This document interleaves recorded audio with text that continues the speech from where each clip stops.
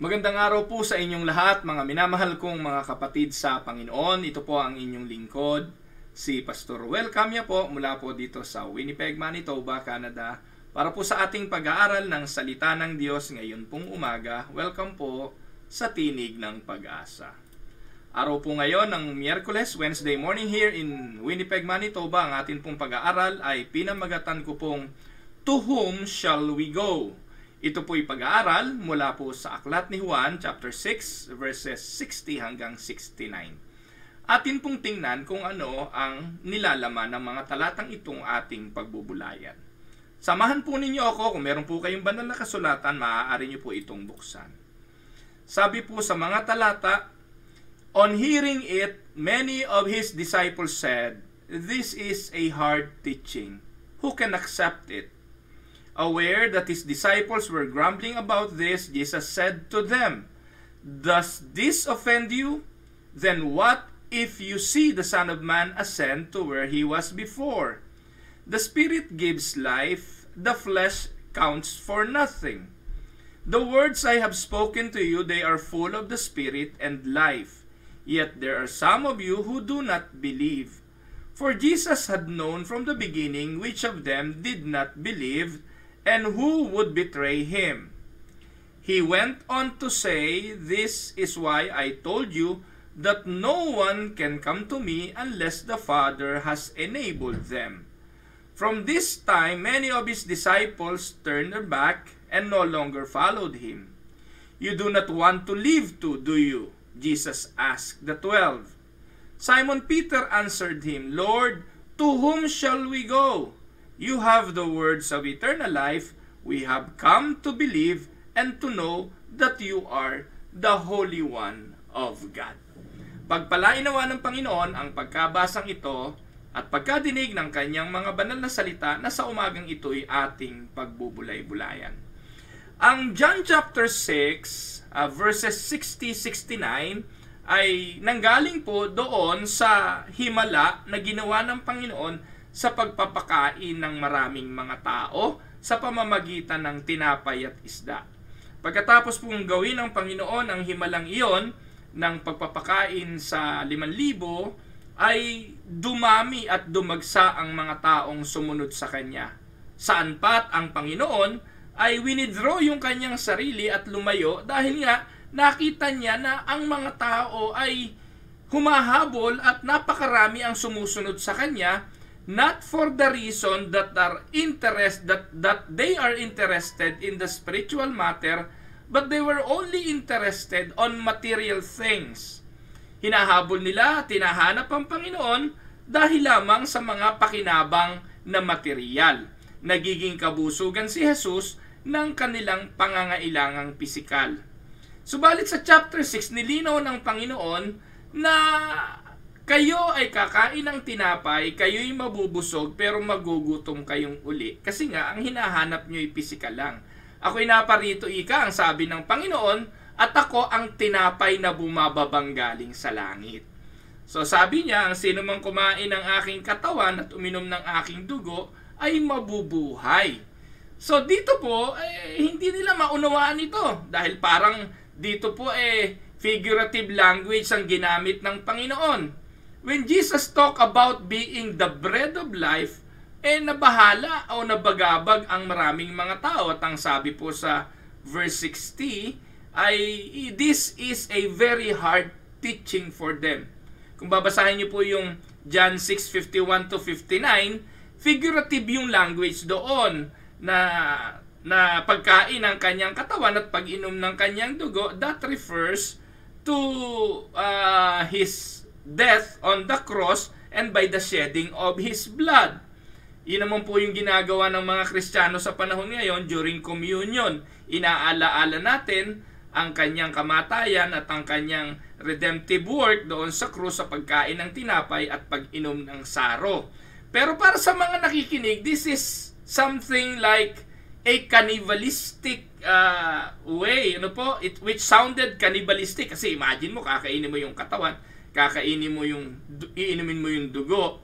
Difficult to understand the matter of what Jesus is talking about, and this offended No po? This offended many. At sino yon? Yung mga taong walang pananampalataya. Na-offend yung mga taong hindi naman talaga sumusunod kay Jesus because they were cold. At dyan, nilinaw po ng Panginoon dyan. May mga sumunod sa Kanya na talagang ang intention lang ay pagkain at mga bagay na material. At dito sinabi ng Panginoon, the words I have spoken to you, so verse 63, they are full of the Spirit and life. Tandaan po natin, maraming mga tao ang naniniwala sa Panginoon maging sa panahon ngayon na yung ginawang kamatayan ng Panginoong Hesukristo ay nagpawi ng lahat ng hirap, ng dusa, ng sakit, at ng mga bagay na kahirapan ng mundong ito. At ito po kasi ang madalas na iniaalok ng maraming mga prosperity pastors. Pero dito, nilinaw ng Panginoon, maling-mali kayo. Ang tangi lang na makasusunod sa akin, no, ay yung mga yung mga isinugo ng Ama. This is why I told you that no one can come to me, yung real, yung truthful, at yung makatotohanang paglapit sa Kanya ay yung mga tao lang na isinugo sa Kanya ng Ama. This is why I told you that no one can come to me, verse 65, unless the Father has enabled them. People will come to Christ but with the wrong motive. People will follow Christ with the wrong motive. And most of the time, the motives are physical and material and personal, based on their desire physically. Pero yung mga susunod kay Jesus, na ang layunin ay espiritual, sila yung mga dinala ng Ama kay Jesus para manampalataya. Kaya nung binanggit na yung verse 65, ano nangyari? Inilitaw na kung sino yung mga hindi totoo at itong mga to nagsialisa na.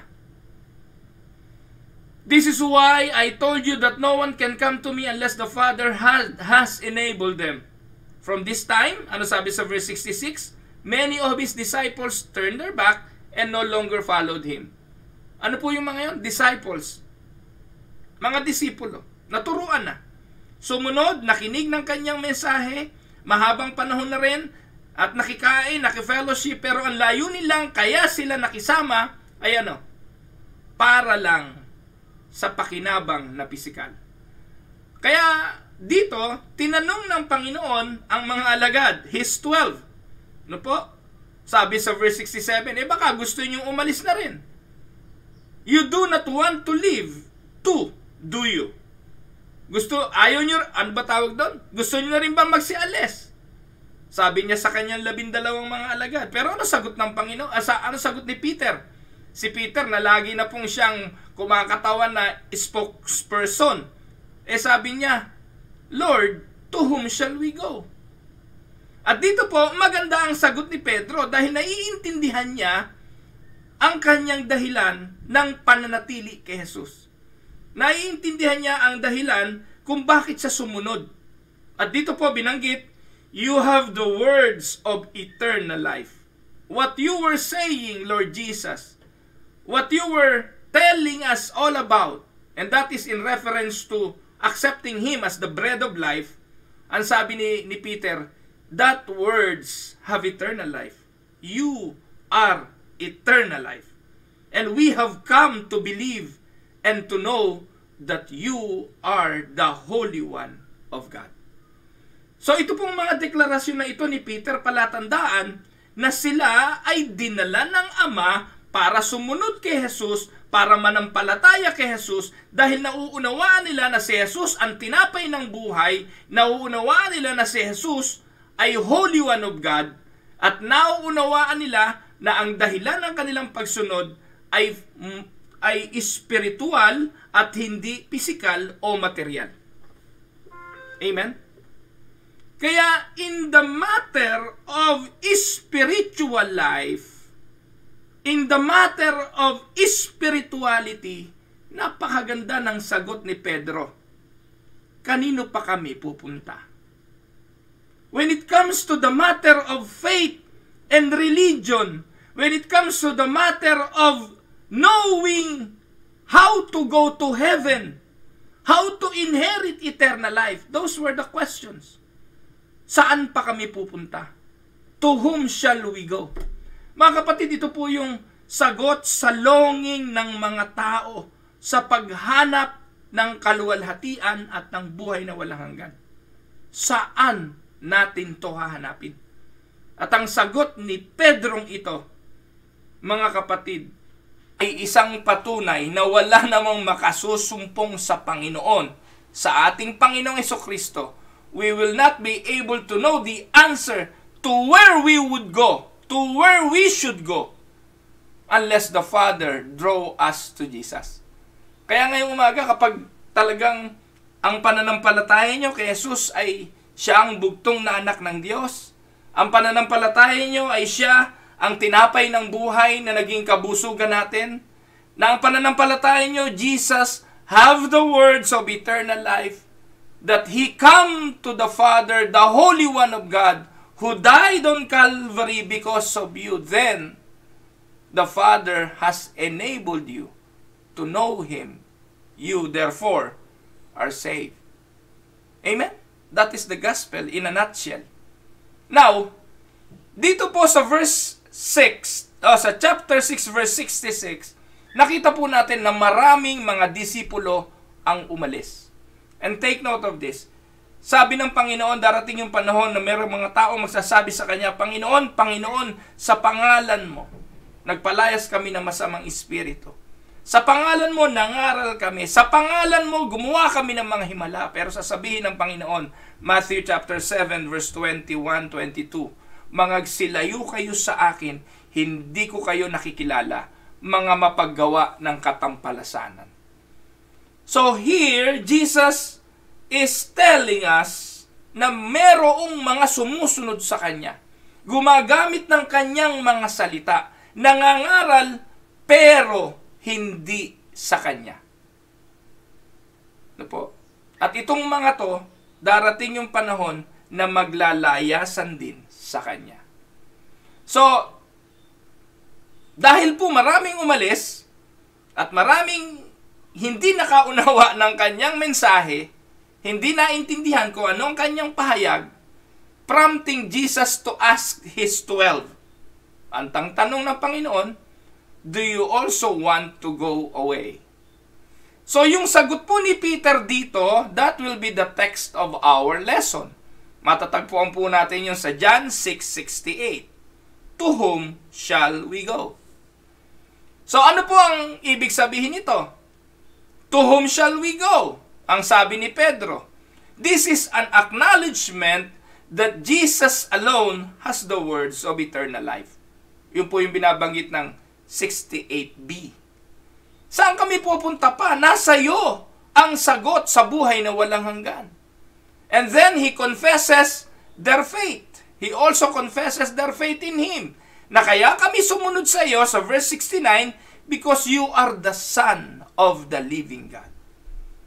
Mga minamahal na mga kapatid, hindi kataga ang mga bagay na ito na kaya sila sumunod kay Jesus dahil wala na silang ibang option. Hindi po ito kataga ng kawalang pag-asa na kaya lang sila sumunod kay Jesus because there was no other option. Para bang, Jesus, napalaot na kami . Wala na naman kami magagawa. Iniwanan namin ang lahat. Iniwanan namin ang aming mga lambat, ang aming mga bangka. Sumunod kami sa iyo. Sino pa? Ano pa magagawa namin? Di magpapalaot na lang kami. Ganun po ba ibig sabihin yan? Kumbaga parang sinasabi na, wala, huling barahan na namin to, Jesus, tinaya namin sa iyo. Kung iiwanan ka namin, di talong-talo naman kami, lugi kami sa naging pasya namin. Ganun po ba ang pahayag ni Peter? To whom shall we go? Hindi, kasi po sa verse 69, nilinaw po ni Pedro, kaya siya sumunod na intindihan niya at ng kanyang mga kasama na Jesus is the only option. No more, no less. He is the only option. To whom shall we go? Wala nang iba. He confesses their faith in Him as the Christ, the Son of the living God. Kaya yung sagot yung saling tanong na to whom shall we go? Ang sagot ni Peter, wala na kaming ibang pupuntahan. Ikaw lang. Dahil ikaw ang salita ng buhay na walang hanggan at ikaw ang anak ng Diyos na buhay. So, his question is one that we do well to ask today. Kung tayong tatanungin ng Panginoong Hesukristo, kayo ba'y magsisialis din? Kaya ba nating sagutin ang tanong ng Panginoong Hesus? Katulad ng sagot ni Pedro na, Panginoon, meron pa ba kaming ibang pupuntahan? To whom shall we go? May iba pa bang option? So mga kapatid, magandang pag-aralan ito. So for the answers to our true purpose and mission in life, to find the words of life, the question is, to whom shall we go? Para hanapin ang langit, para magmana ng buhay na walang hanggan, kanino tayo pupunta? Alam niyo, naalala ko po doon sa Mark chapter 10, Matthew 10 at sa Mark chapter 19, na yung lalaki na lumapit sa Panginoong Hesukristo na mayaman. The rich young ruler, nagtanong siya sa Panginoon Sabi niya, paano ako magmamana ng buhay na walang hanggan? How will I inherit the kingdom of God? That was a question, proving question. Sinagot naman siya ng Panginoon kung anong dapat niyang gawin. At sinabi ng Panginoon, iwanan mo lahat, sumunod ka sa akin. And that was the disciples did. At sino po ang makasusumpong lang at makagagawa ng mga bagay na yon? Yun lamang dinala ng Ama sa Panginoong Hesukristo. If you will read the story of that rich young ruler, ano po ginawa niya? Tungo ulo, umalis siya at hindi na siya bumalik. Kaya ang sabi ng Panginoon sa kanya, talagang imposible sa isang mayaman ang magmana ng buhay na walang hanggan. Mas madali pa ang isang camel pumasok sa butas ng karayom. Kaya ang sabi ng mga alagad, Panginoon, kung ganon, sino ang maliligtas? Ang sabi ng Panginoon, with man, this is impossible. But with God, nothing is impossible. Yung pong verse na yun, most of the time quoted out of context. Pero doon po, ano po yung nothing is impossible with God? That is salvation. The only way to salvation is God.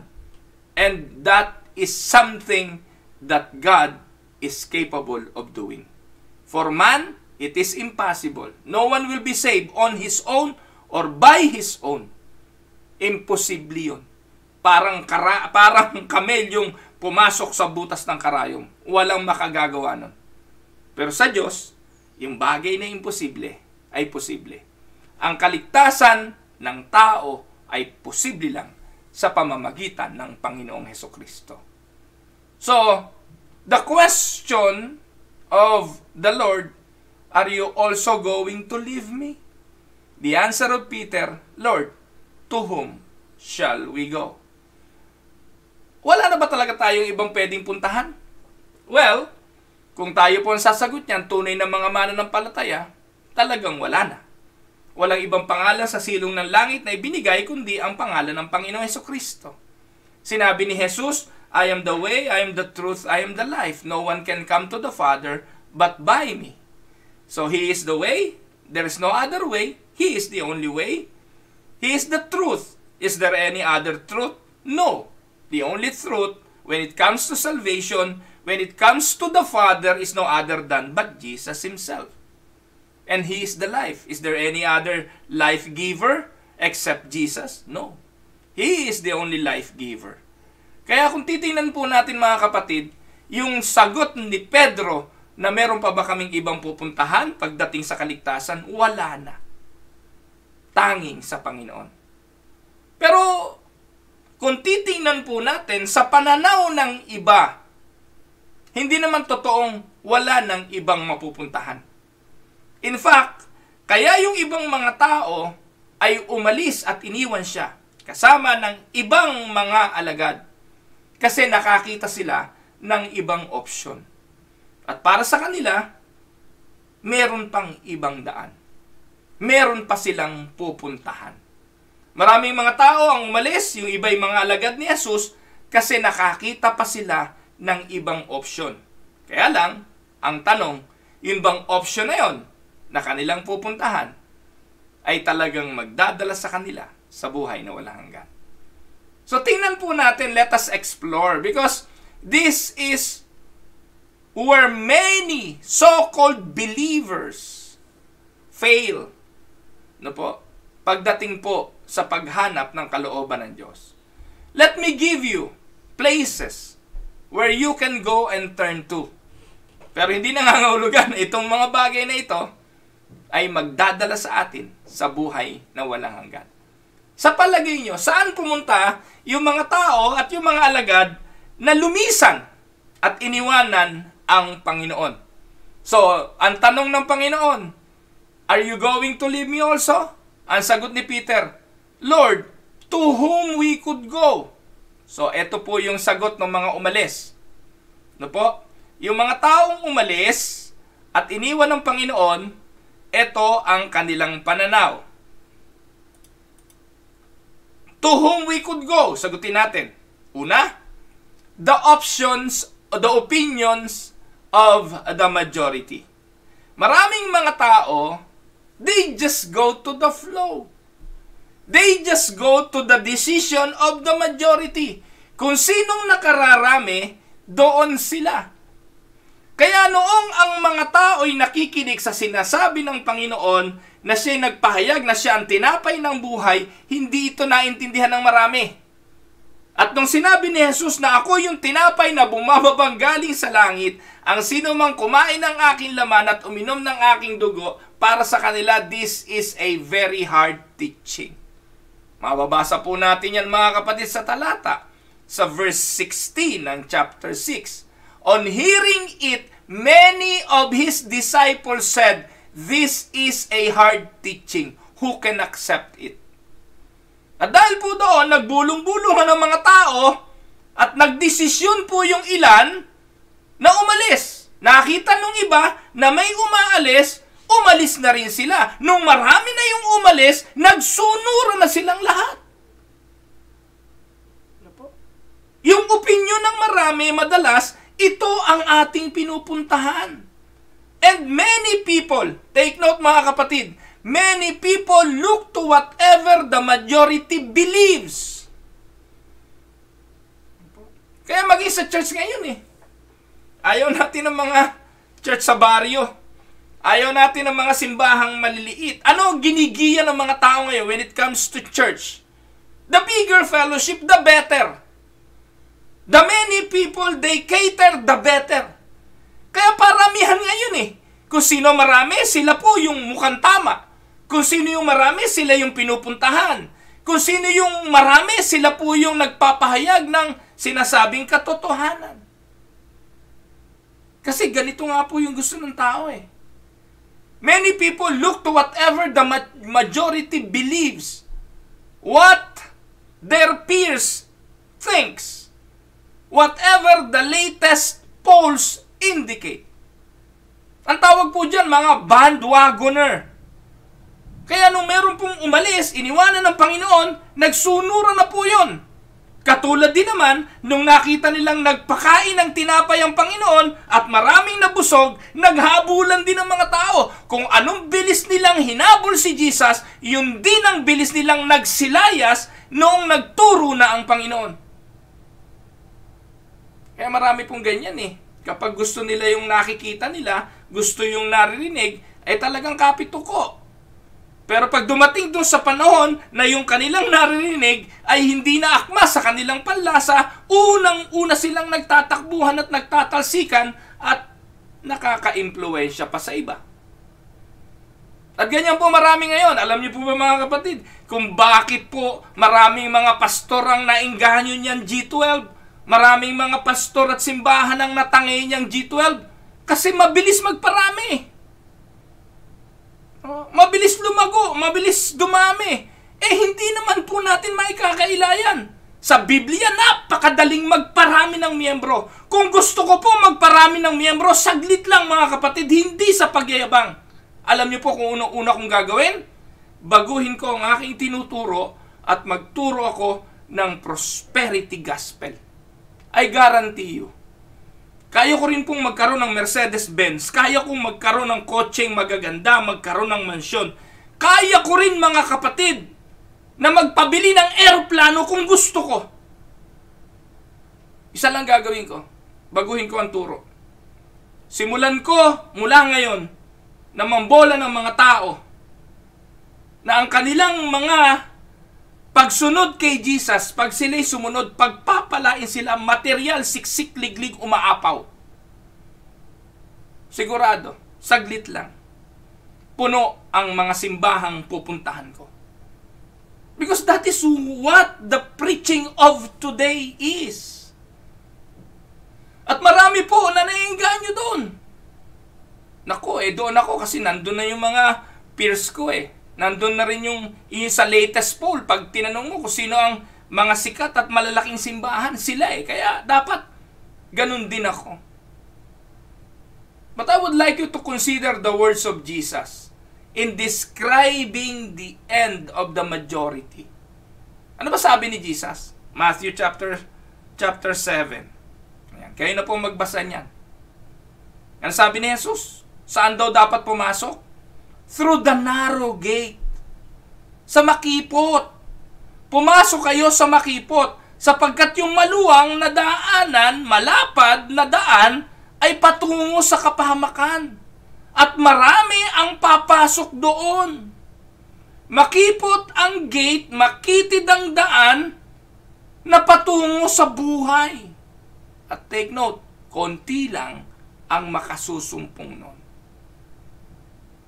Naku, Pastor Camia, ibig bang sabihin yan talagang konti lang? Gusto ko marami gusto ko marami ang siyang maligtas. Kaya ako, pangaral ng pangaral, pinaparami ko, nangangaral kami, nag-e-evangelize ako. Mga kapatid, di ko po sinasabing huwag kayong mag-evangelize. Pero huwag kayong mag-evangelize katulad ng mga ginagawa ng mga Pentecostal at Charismatic na pangangakuan ng mga tao na para kayong magmana ng buhay na walang hanggan, wala kayong ibang gagawin, sumunod lang kayo sa sinner's prayer na uusalin ko, Christian ka na. Welcome na kayo sa simbahan namin. Kay LGBTQ kayo, kung anuman lahi kayo, kung anuman kayo, kung anuman gender tinatanggap nyo, welcome kayo. We are gender inclusive. Kaya pag tinanong, meron pa bang ibang daan maliban kay Jesus, sasagutin po ng mga prosperity pastors, ayaw namin maging judgmental. Maaaring may iba pang daan. Pero tandaan po ninyo, wala nang ibang daan.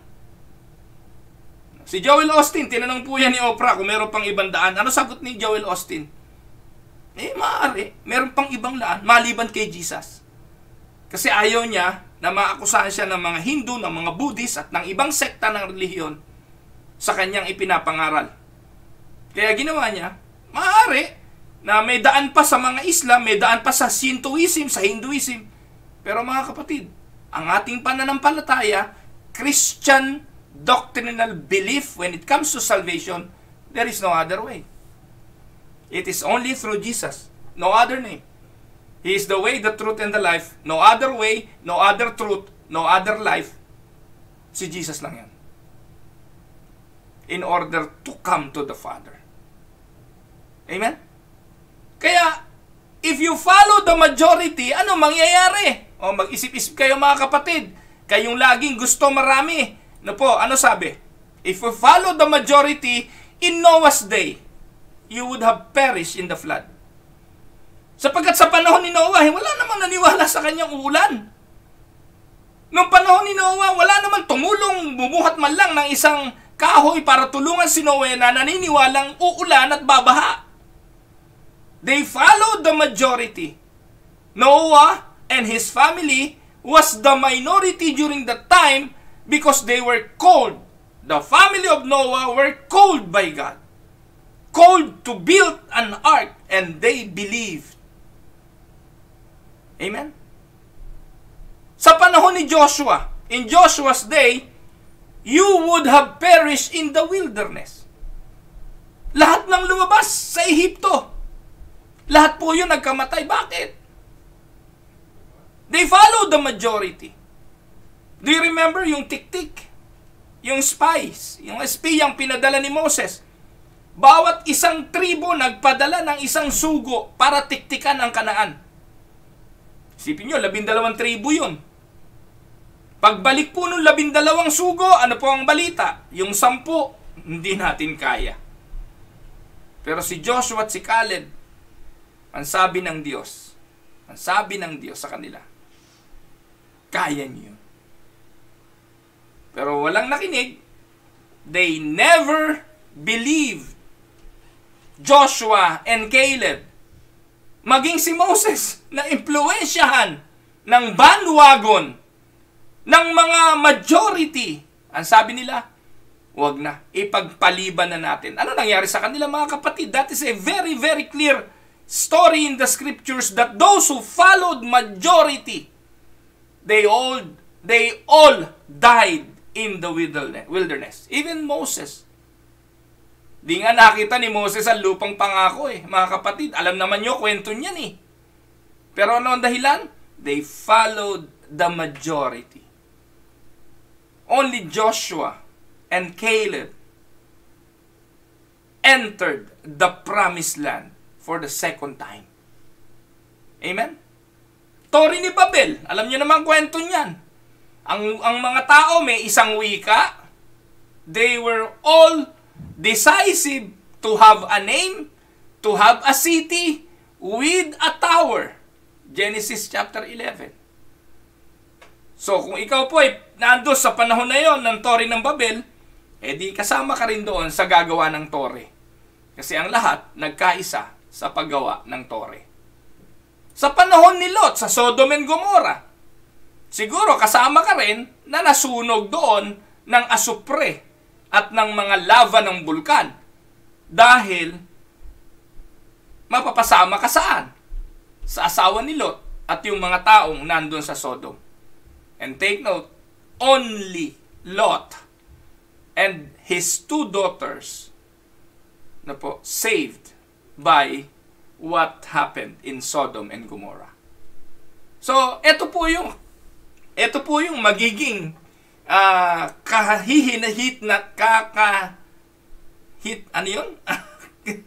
magiging epekto. Kakahitnat. Ano bang Tagalog na yun? Ewan. Basta, magiging end ng mga taong who followed the majority. Kahihinatnan. Yun, that is the term. So, ang hirap. Kahihinatnan ng mga taong sumusunod sa majority. Mga bandwagoner. Tandaan po natin mga kapatid, ang sabi ng Panginoon, iiwanan nyo rin ba ako? Ang sabi ng mga alagad, saan pa kami pupunta? To whom shall we go? Ang mga tao, they followed the path of the majority instead of following Jesus. Buti na lang yung mga alagad, po. Si Judas, kabilang din siya sa majority. At that point, pwede nang humiwalay si Judas, no? Pwede na siyang sumama, pero nanatili siya. Bakit? Kasi may ifulfill pa siya na role, Ipagkakanulupan niya yung anak ng tao. And later, nakita naman natin na Judas also followed the majority. Ayan. So, yun po yung una, po? Saan daw pupunta? To whom we could go? Another option? Po? Pronouncement of human wisdom. Isa pa ito sa sinusundan ng mga tao, Many feel that human wisdom can lead them to truth and life. Maraming mga taong naniniwala na yung karunungan ng tao magdadala sa kanila sa katotohanan at sa buhay. Kaya ito ang kanilang sinusundan. Especially that pronounced by educated professors. Kung ang nagsasalita ay may graduate degree, may PhD, merong DVD, at kung ano-ano pa, na mga MD, no? At ang nagsasalita ay mga maimpluwensya, mga may alta sosyedad. Ito po ang siyang nasusunod. Kaya sa mga organisasyon, kita nyo po mga kapatid, most of the time, sino ang naghahari? Yung merong means. Hindi lang edukado, kundi mayaman. May pera. Sila yung sinusunod. No po? At yan po ay isa sa option na pinupuntahan ng mga tao. The pronouncement of human wisdom. Si Jensuk nga naman, General, yung nagsalita. Di yun na sundin natin Kahit na yung sinasabi ng general, sablay sa sinasabi ng Bible, hindi, siya general sinugo yan ng Diyos. Yan ang ating pakinggan. So, mabigat po yun mga kapatid. O yung kaya yung mga pronounced by pop psychologists o mga tao na nag-aral sa larangang yon na madalas ay nakikita sa telebisyon o sa mga sikat na istasyon. Pero ano po sinasabi ni Isaiah? Pwede nga ba natin puntahan at panghawakan ng human wisdom? Sabi ni Isaiah 55:8-9, ano po sabi diyan? For my thoughts are not your thoughts, neither are your ways my ways, declares the Lord. As the heavens are higher than the earth, so are my ways higher than your ways, and my thoughts than your thoughts. God's thought and ways are not always our own. Hindi po lagi na ang karunungan ng Diyos nasa ating isipan para tayo'y magpasya lagi ng tama. Kaya kung ang ating pupuntahan as an alternative in following Christ ay human wisdom, mapapahamak tayo. In fact, God has chosen to save man in a manner specifically designed, to confound those who depend solely upon human wisdom. Importante po mga kapatid na ang masunod ay ang ating Diyos. Tingnan natin si Pablo. 1 Corinthians 1:18-29. Ano sabi niya rito? For the message of the cross is foolishness to those who are perishing. Tingnan ninyo. Yung mensahe ng krus ay kaululan para doon sa mapapahamak. Pero doon sa mga maliligtas, ito'y kapangyarihan ng Diyos. Can you imagine? The message of the cross for those who are perishing is foolishness. Pero para doon sa mga maliligtas, the message of the cross is power of God. For it is written, I will destroy the wisdom of the wise. The intelligence of the intelligent I will frustrate. Paano natin pangahawakan yung human intelligence? Wawasakin talaga ng Diyos yan. Sabi ng Diyos sa verse 20, where is the wise person? Where is the teacher of the law? Where is the philosopher of this age? Has not God made foolish the wisdom of the world? For since in the wisdom of God, the world through its wisdom did not know Him. Can you imagine that? For since the wisdom of God, the world through its wisdom did not know Him.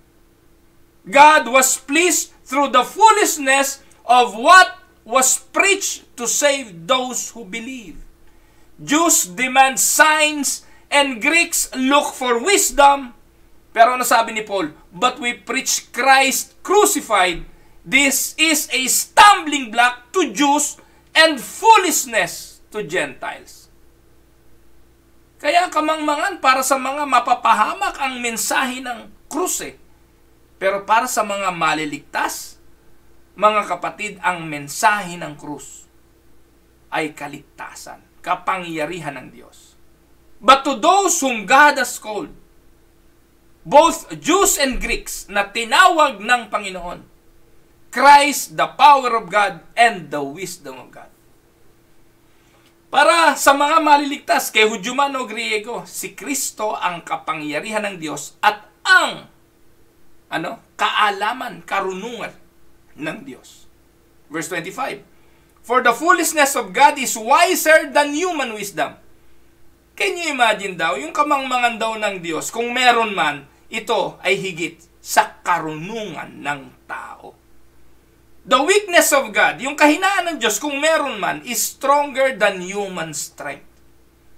Kaya verse 26, mga kapatid, brothers and sisters, think of what you were when you were called. Not many of you were wise by human standard. Not many were influential. Not many were of noble birth. But God chose the foolish things of the world to shame the wise. God chose the weak things of the world to shame the strong. God chose the lowly things of this world and the despised things and the things that are not to nullify the things that are, so that no one may boast before Him. Amen? Mga kapatid, ang linaw-linaw naman ito. Hindi natin pwedeng panghawakan ang karunungan ng tao. Yes, that was an option. And that is an option still of many people. They go to their wisdom. They go to the human wisdom para hanapin ang daan para sa kaluwalhatian. Pero wala yun dun. Po. May iba pa pang option? Sabi nila, yes, human wisdom can be an option. You may seek divine guidance sa mga karunungan ng tao. Pero mga kapatid, babalik at babalik tayo sa sinabi ni Peter, wala na kaming ibang pupuntahan. Kanino pa kami pupunta? So another option na pinupuntahan ng mga tao, ito, the proclamation of preachers. Ayan, ito ang pinakadelikado mga kapatid eh. It is common for people to trust their preachers, their priest, or pastor. Para sa kanila, lahat ng sasabihin ng kanilang preacher, priest, or pastor ay ito ang katotohanan. Dapat naman talaga ganon. Pero hindi po laging ganon. Huwag niyong kakalimutan, sinabi ni Jesus na meron sa inyo na mga lobo na nagsosuot ng damit ng tupa. Po. At ito yung pinababantayan ng ating Panginoon. Darating yung panahon na mapanganib, may mga taong may anyo ng kabanalan pero tinalikuran naman ang katotohanan nito. Tandaan po ninyo, they reason that surely this man of God could not be wrong or led them astray. Hindi kami ililigaw nito. Kaya mga kapatid, gaano karaming mga tao? Si Carl Lentz na lang for instance. Kilala niyo ba si Carl Lentz? Si Carl Lentz ang isa sa tinatawag na rockstar pastor ng Hillsong. Saan po siya nagpapastor na Hillsong? Hillsong NYC. Ano po yung Hillsong NYC? Yung po yung Hillsong New York City. Po. Grabe po yung Hillsong New York City. Ang pananambahan daw po ron, tila 4 na beses sa loob ng maghapon. Bakit? Kasi doon nagsisimba si Durant. Doon nagsisimba yung basketball player, si Durant. Si Justin Bieber, si Selena Gomez. Mga big time ang nagsisimba ron. At ang kanilang pastor doon dati, si Carl Lentz. Siya po yung rockstar na puro tattoo, na ang dami niyang tattoo sa katawan, may hikaw, at siya ang nag-mentor kay Justin Bieber. Ano nangyari? Nung siya ang nag-mentor kay Justin Bieber, sa halip na mapabuti, lalong napasama si Justin Bieber. Bakit? Noong pandemic, dahil walang face-to-face worship, panay online, hindi sila makapagtipon-tipon, walang ginawa ito si Carl Lentz. Kung gusto niyo pong mapapanood niyo po ito sa YouTube. Type niyo lang yung Carl Lentz. Siya po yung pastor ng New York Hillsong. So anong ginawa po ni Carl Lentz? Wala, pa-jogging lang siya. Isang araw nakakita ng isang magandang babae sa beach habang nagja-jogging, tinabihan, nakipagkwentuhan, nakipagkilala, ikinaila na siya may asawa, ayun, nahulog sa affair dun sa babaeng ito. At yung babae, hindi naman niya alam na may asawa ito. Later on, may nangyari sa kanila, sinearch niya kung sino to, na-discover niya na ito'y pastor ng Hillsong. To make the long story short, hindi naman po ito tayo nagmamarites. Ayun po, pastor ni Justin Bieber, sikat na sikat, lahat ng mga TV interviews, laging nandun. Siyang pinaniniwalaang boses ng Hillsong sa Amerika. Pero namumuhay siya ng ano? Namumuhay siya ng kasalanan. At ang kanyang mga ipinapangaral ay puro kabulaanan.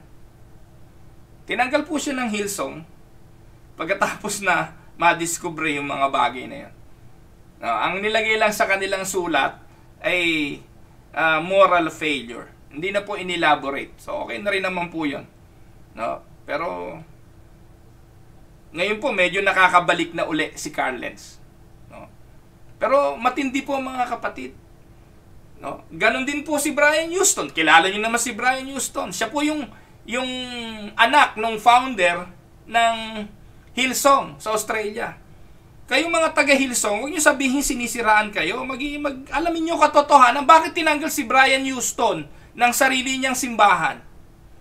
Wala na po si Brian Houston sa kanyang sariling simbahan. Silang mag-asawa. Bakit? Kasi kinonsinti niya yung kanyang tatay. Ang tatay ni Brian Houston, na siyang founder ng Hillsong, pedophile. Namumulestya ng mga bata. Can you imagine that? Pag linggo, nandun kayo sa gitna, nagsisermon, nangangaral, na maninindigan sa katotohanan, pagkatapos, pedophile pala. Tapos itong si Brian Houston, na siyang pastor ng Hillsong, nung nagreklamo yung mga magulang tungkol sa ginagawa ng kanyang tatay, sa halip na isumbong sa pulis, pinagtakpan. Hindi niyo po alam siguro ito mga kapatid, pero Hillsong kayo ng Hillsong. No? Nako, mga kapatid. Hindi naman ito sikreto, public knowledge ito .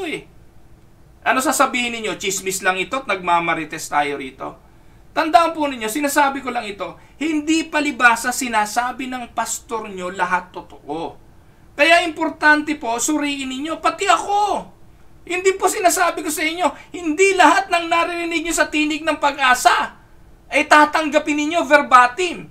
Kahapon nga ho, sa forum namin, yung isang pastor dyan sa Pilipinas, nagrereklamo, bakit daw sa halip na tinig ng pag-asa, ang ginagawa namin tinig ng pag-aakusa. Bakit? Kasi binabanatan ko si Uriel Balano ng G12 . Bakit? Kasi sabi ng gotquestion.org, si Uriel Balano kulto. Hindi po ako may sabi, binasa ko lang. Pero dahil yung pastor na yon ay G12 at sumasampalataya maigi kay Uriel Balano, na lahat ng sinasabi ni Uriel Balano para bang Biblia nilang tinatanggap. Nako, galit na galit sila pag nasa saling si Uriel Balano. Kaya lang naman namin sinasabi ito para kung sakali sa awa ng Diyos, sa biyaya ng Diyos, may mabuksan ng isipan. Natingnan ang doktrinang ipinagtuturo ng G12. Kailan kayo magigising? Kaya nga, sabi ng mga taga-Berea, sa church sa Berea, kahit mga apostol na ang nangangaral. Tinitingnan nila sa scripture kung ang ipinapangaral nila, sabi ni Apostol Pablo, ay nakasulat at ito ang katotohanan. Ganon din ang gawin ninyo. Kasi marami pong mga tao, option na pinuntahan nila sa halip na kay Jesus ay ang deklarasyon ng kanilang preachers. Can you imagine? Yung simbahan sabihin na yung founder nila ay anghel na sugo ng Diyos. Doon pa lang mga kapatid yung inyong leader anghel na sugo ng Diyos. Paano nyo naman na-imagine na yung tao naging anghel? Tapos i-define nyo yung anghel bilang ibang definition at sasabihin yung messenger ng Diyos. At dahil yung si Felix Manalo yung messenger ng Diyos, yun ang meaning ng anghel para sa inyo. Mga kapatid, alam naman ng lahat sa Biblia, ang anghel ay hindi tao. Hindi ipinanganak ng ina at ama sa lupa. Pero ang daming taong nabobola nun. Why? The option for them is not Christ, but the proclamation of their preachers. Si Kiboloy, pambihira naman. Ewan ko ba, paano nyo natatanggap na si Kiboloy ay appointed son of God? Alam nyo ba pinagmula ng declaration na yan? Ang declaration na siya ang appointed son of God ay bunga ng palpak niyang hula na si Jesus ay darating ng year 2000. At anong ginawa niya sa mga miyembro? Dahil darating na si Jesus ng year 2000, ibigay nyo na ang lahat ng mga ari-arian nyo sa church.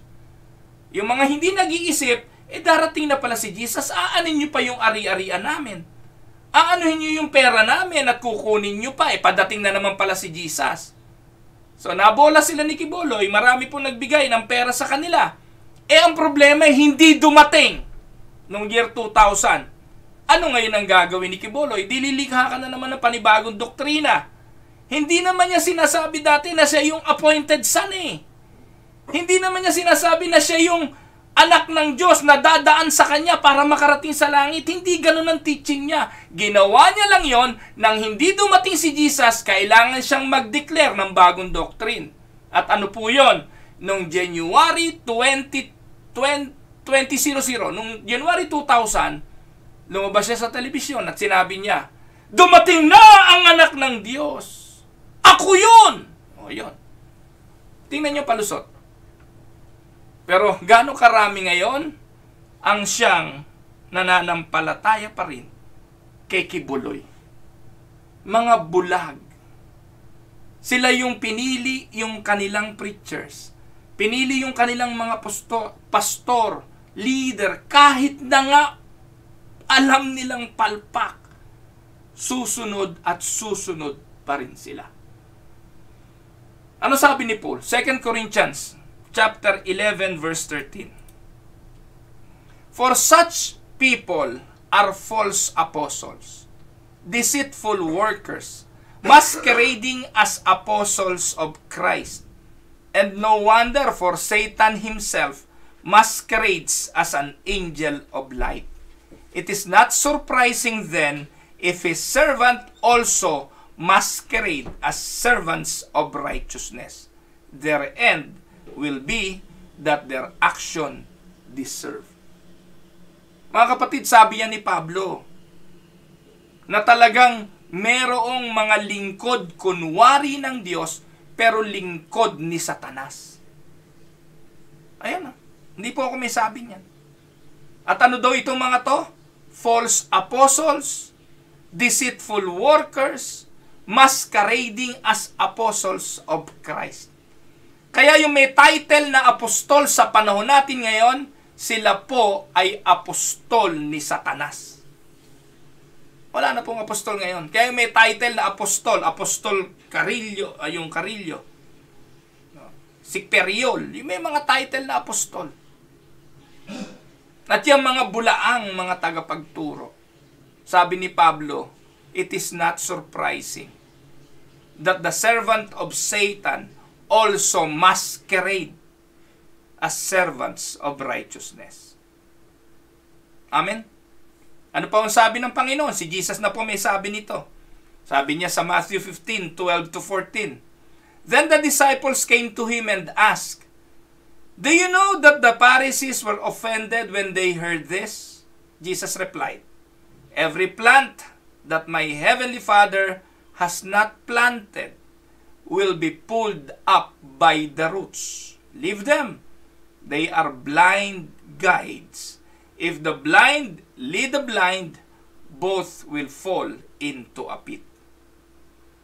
Sabi ng mga apostol, Lord, hindi mo ba narinig na yung pangangaral mo naka-offend doon sa mga Pariseyo? Ano sabi ng Panginoong Jesucristo? Ito tandaan ninyo, yung hindi itinanim ng Ama, bubunutin mula sa ugat. Ano ibig sabihin? Meron talagang mga preachers na hindi galing sa Diyos. At sila yung mga bulag na umaakay sa kapwa bulag. Kaya huwag kayong magtaka. Hindi nyo kayang tibagin yung kanilang paniniwala doon sa kanilang pastor. Pag nagsalita ka ng laban kay Kibuloy, nagsalita ka ng laban kay Soriano, nagsalita ka ng laban kay Felix Manalo, nagsalita ka ng laban kay Oriel Balano, they will be offended. Ma-offend sila. Pero nasabi ng Panginoong Jesucristo, ni Apostol Pablo, ng Panginoong Jesucristo nga, ang hindi itinanim ng Ama, bubunutin yan hanggang ugat.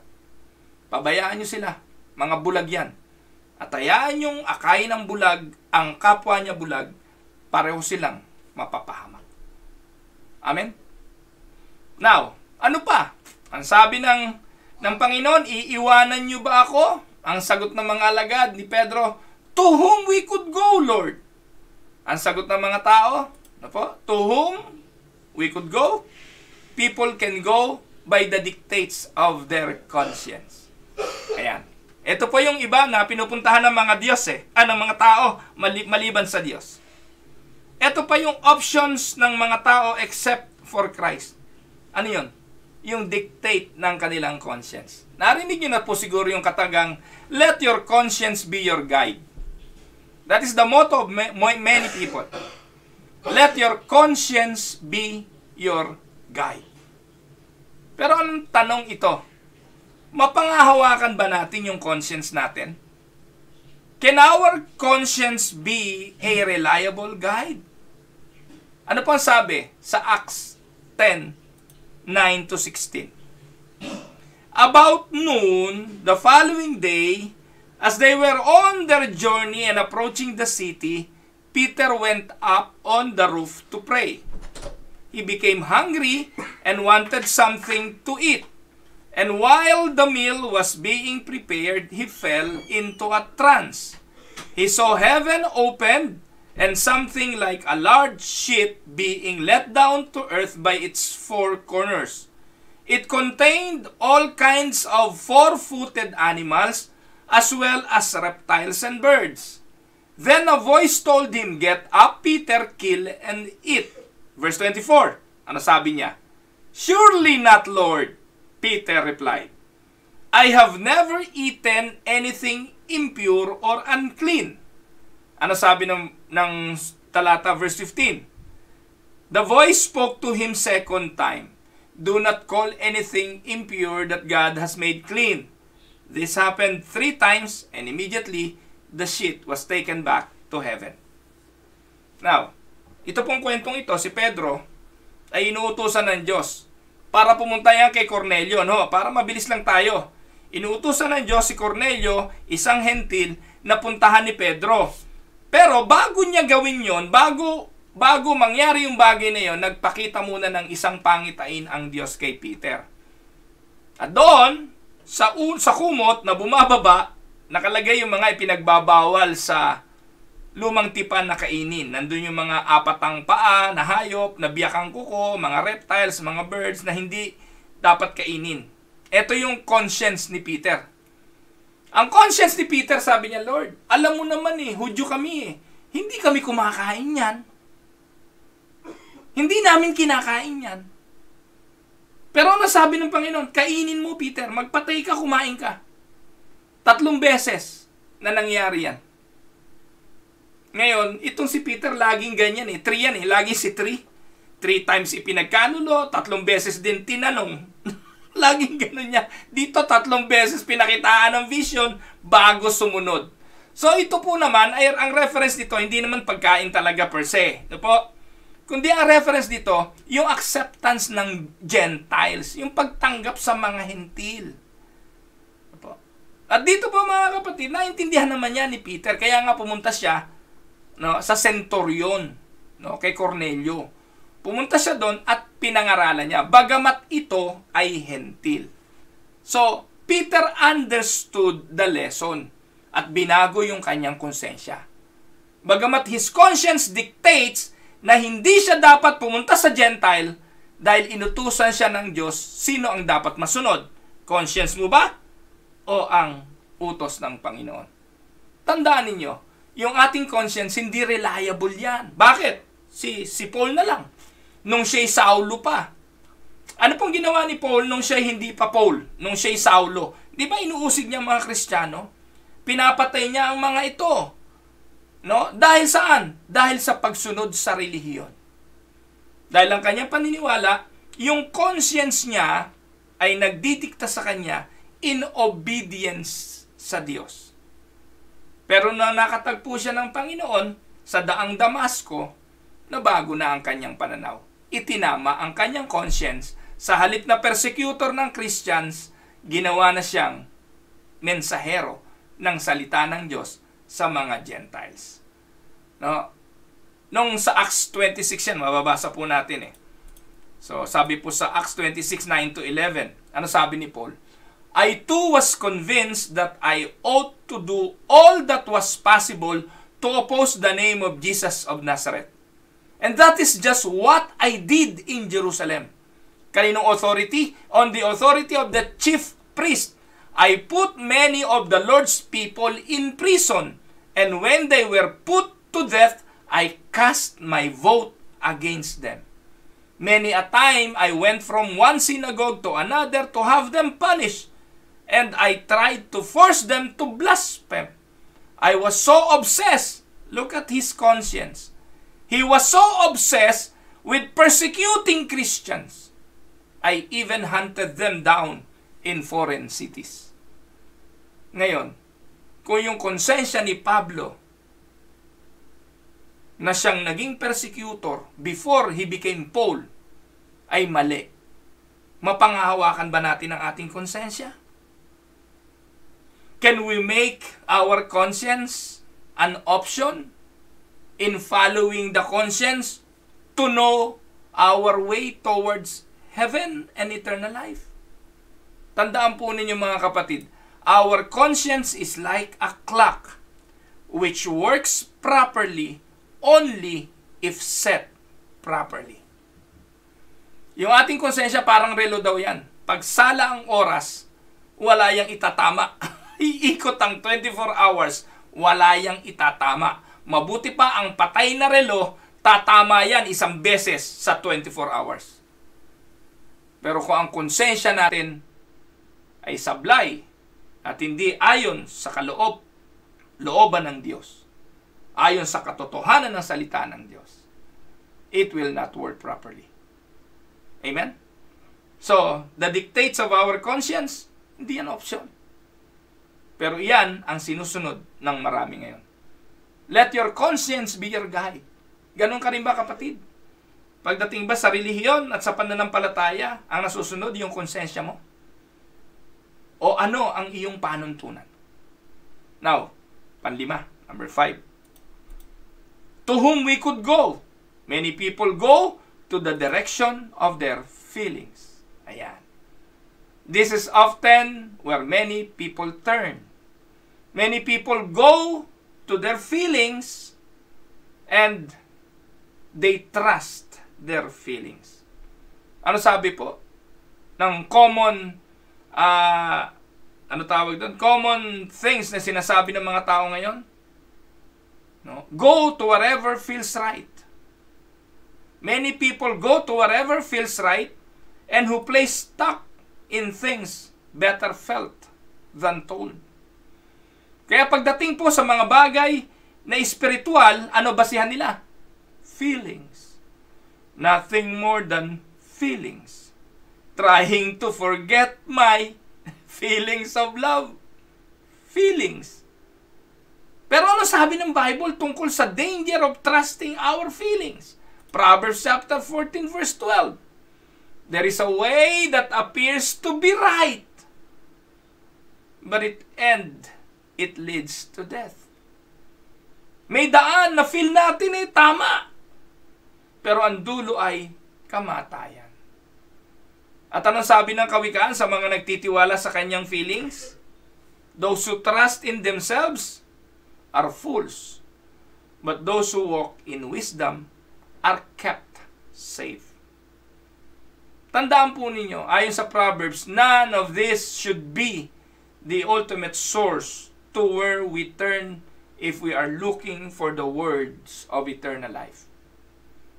Katulad ng confession ni Peter, to whom we should go. To whom we should go. You are the words of eternal life. Kung ikaw ang words of eternal life, kanino pa kami pupunta? Well, gaya ng sinabi ko, 5 yan na pwedeng puntahan ng mga tao. But none of those could be the ultimate source to where we can turn if we are looking for the words of life. Sagutin natin ngayon yung tanong, to whom we should go? Kanino tayo pupunta? Well, ang sagot, to Jesus Christ, the Son of the living God.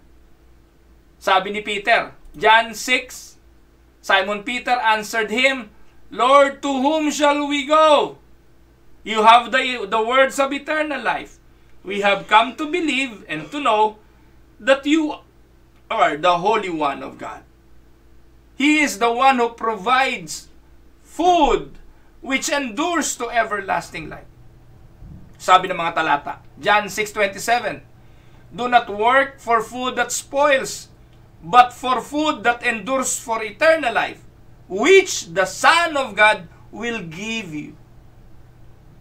Sabi ng Panginoon, huwag kayong magtrabaho, gumawa sa mga bagay para sa pagkaing nabubulok. Kasi ito po yung hinahabol ng mga tao, kaya they follow Jesus. Yung ating introduction kanina, maraming sumunod sa Kanya dahil sa pagkaing pisikal. Sabi ng Panginoon, huwag niyong habulin yung mga pagkain na nabubulok. No? Kundi yung pagkain na kayang tumagal hanggang sa walang hanggan. Na ito ay ibibigay ng anak ng Diyos. For on Him, God the Father has placed His seal of approval. Amen? Sa verse 35, then Jesus declared, I am the bread of life. Whoever comes to me will never go hungry, and whoever believes in me will never be thirsty. Dalawang bagay. To come, you will never hungry. To believe, you will never thirsty. Yan ang deklarasyon ng Panginoon. Anong dapat nating paniwalaan? Siya ang tinapay na bumababang galing sa langit. Ano pong ibig sabihin? Kapag sobra na ang gutom mo physical, any bread will be okay. Tama? At sa matinding kagutumang espiritual, the only solution is Jesus as the bread of life. Kaya, to whom we should go? Walang iba. Si Jesus lang. Kay Jesus lang. Ano pa sabi ng verse 40? For my Father's will is that everyone who looks to the Son and believes in Him shall have eternal life. At ano pa sabi? And I will raise them up at the last days. Amen? Yet, how one go to Jesus?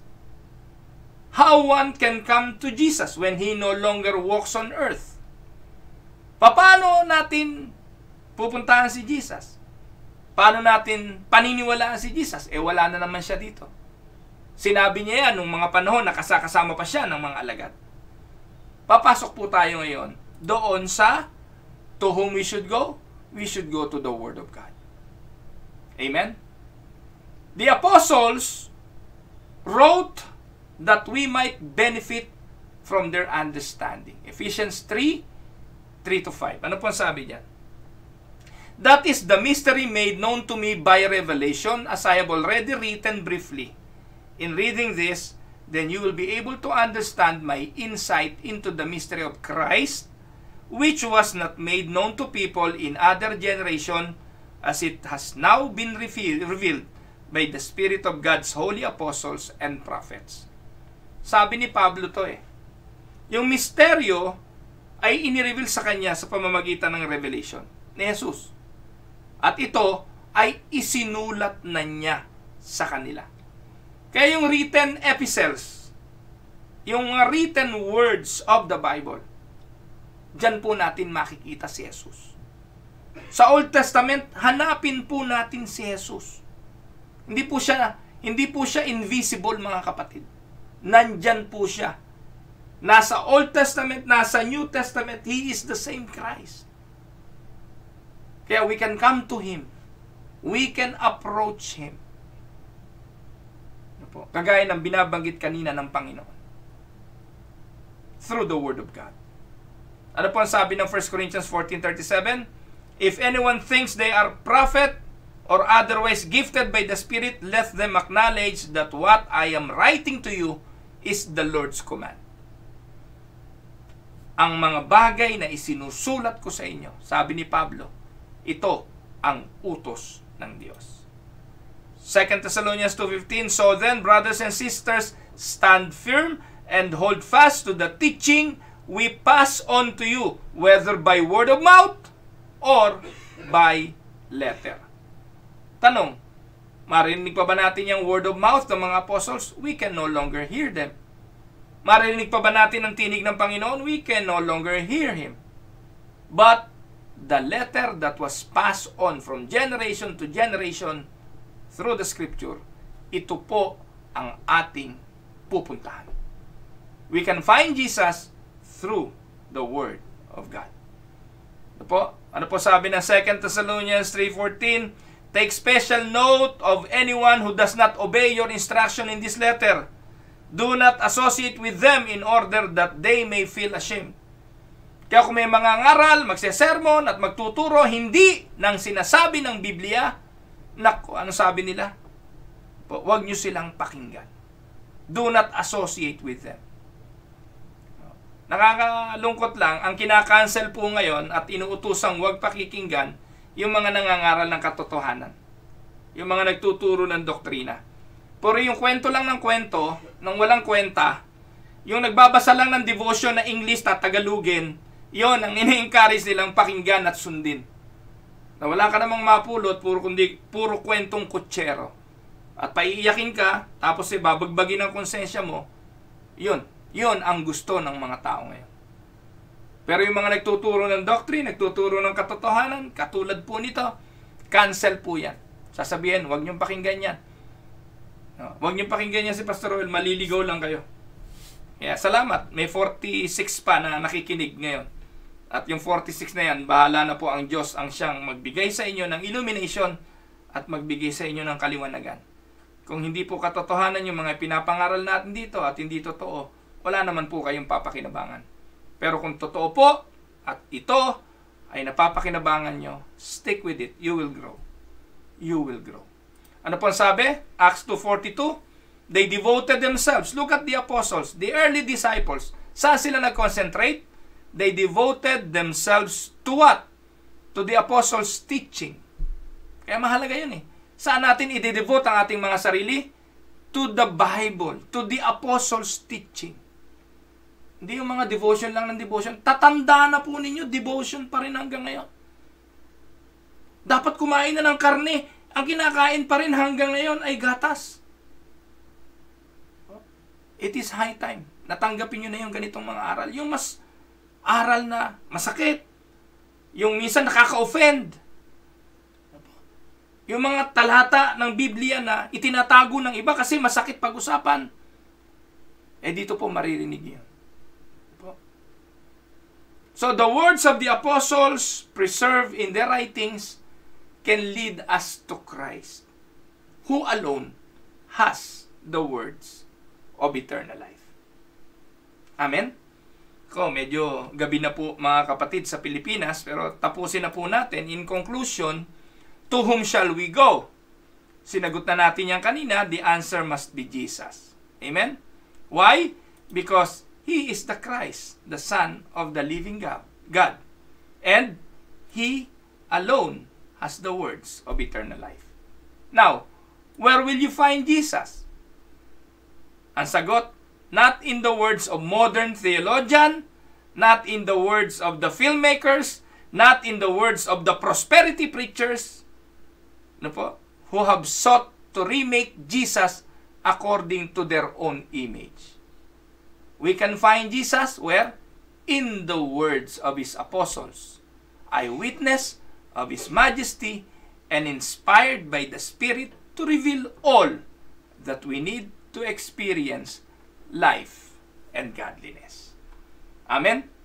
Ito po ang inyong lingkod, si Pastor Roel Camya po, mula po dito sa Winnipeg, Manitoba, Canada, para po sa ating pag-aaral ng salita ng Diyos ngayong umaga.